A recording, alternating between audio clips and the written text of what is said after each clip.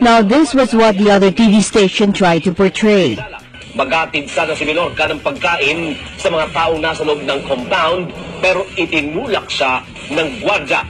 Pumayag din ang mga gwardya na ibigay ang pagkain matapos makita umano nila ang mga taga-media.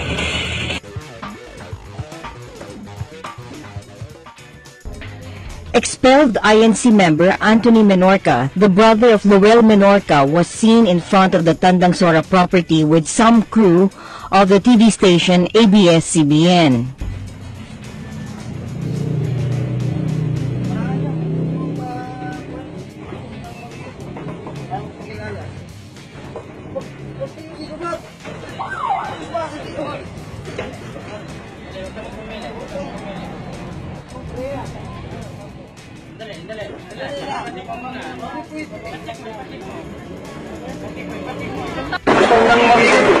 He tried to make a scene.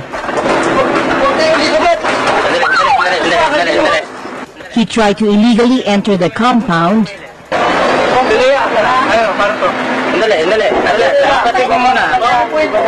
but was prevented by the guards.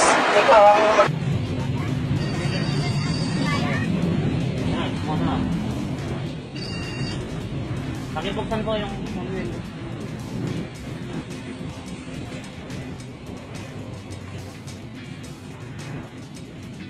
Dali lang po, isa lang po.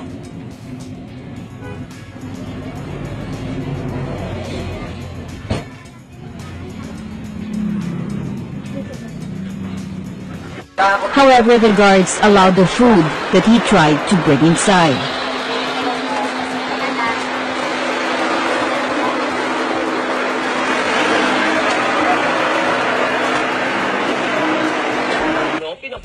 Now this was what the other TV station tried to portray.